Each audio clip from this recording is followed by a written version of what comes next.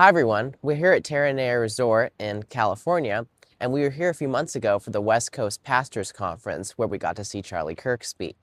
He was such a great influence in the country, and this month we were able to go to AmFest in his honor in Phoenix, Arizona, which I'll be talking about today in this video.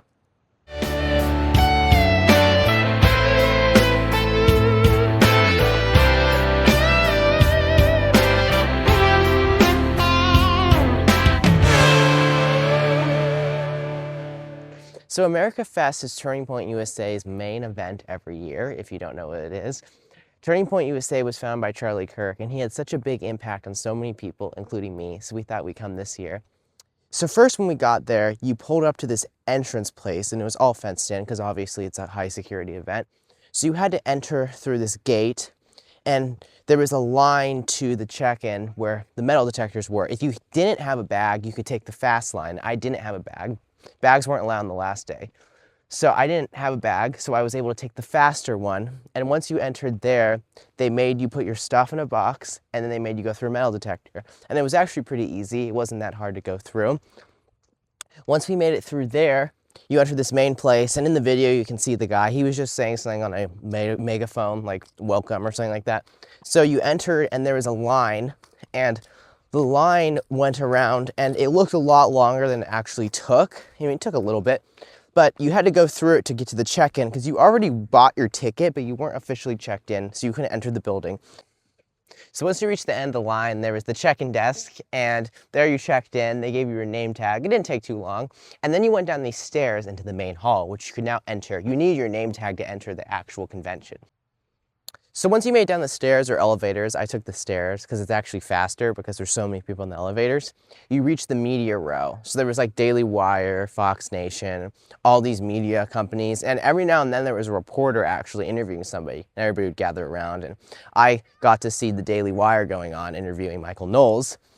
So that was a little interesting, and then you were able to enter the main hall. I was here so I'm describing the first day right now. So during the first day, there was a lot of people trying to make their way through. So to enter the exhibition hall, there was a big press. So I just kind of like said, excuse me, because I had people in the main place waiting for me already. So once I made it through, you were in the exhibition hall, and there was a lot of stuff going on. In the exhibition hall, there were all the sponsors. So you had all these booths, and you could go around. It was interesting because they would offer pamphlets. There was all sorts of opportunities to do in there, looking around. But I was trying to make it into the main hall where you watch the speeches. So we went around to the back, and you can see some photos I have of it. There was this gigantic press of crowd, and it was kind of like a line, but there wasn't like a clear who was ahead of you because there were so many people.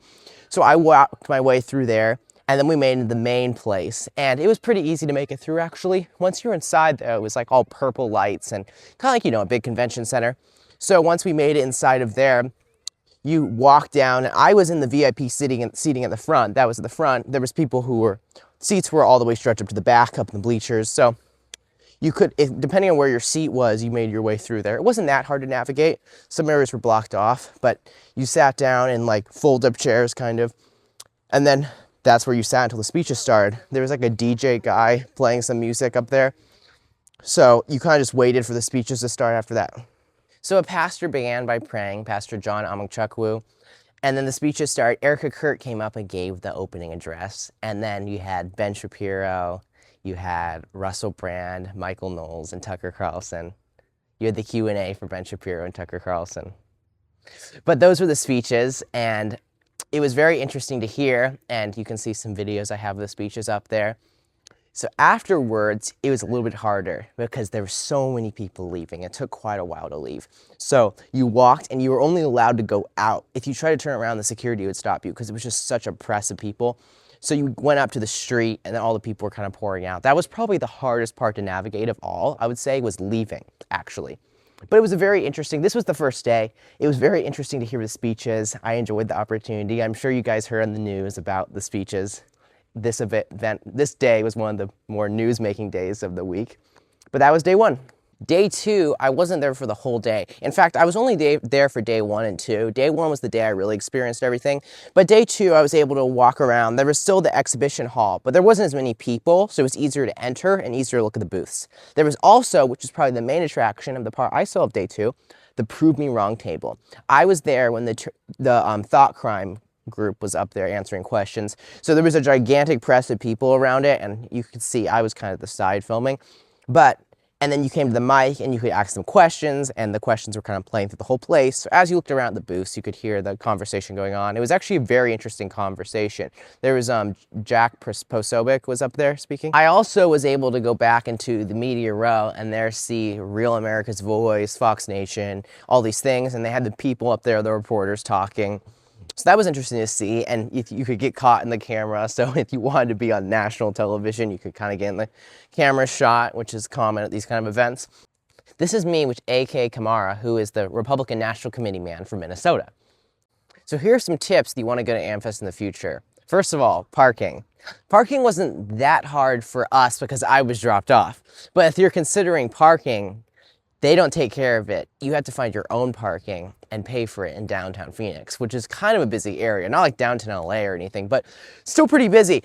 And we didn't have to look for one, but they give you a map, which is kind of, there's a lot of options and all over the place. So maybe pre-plan that, look at Google Maps or something, and really consider where you're gonna park and how you're gonna walk, because it is a downtown area. The other thing, which I kind of touched on the other one, is once you leave and if you're being picked up or trying to find your car, it can be a little crazy out there with all the people leaving. And police were there, you know, to like protect the event, and they set up fences, so it can be a little unpredictable down there. Protesters weren't really a big problem. I heard of some on the last day, so leave in the comments if you were there for the last day and you saw the protest on the last day, but I saw like one person. There was no trouble. So if you're afraid of that, it wasn't that bad, but you know, who knows what it'll be like in the future. So that is a consideration, but don't let them, the reason why they protest, they don't want you to go. So if there are protesters, make sure you go even more. So this is where last August we went to the West Coast Pastors Conference. We got to see a lot of speakers, including Charlie Kirk. It was the only time I got to see him speak in person, and it was a great opportunity. This AmFest, we definitely felt his loss, but we also saw what he built.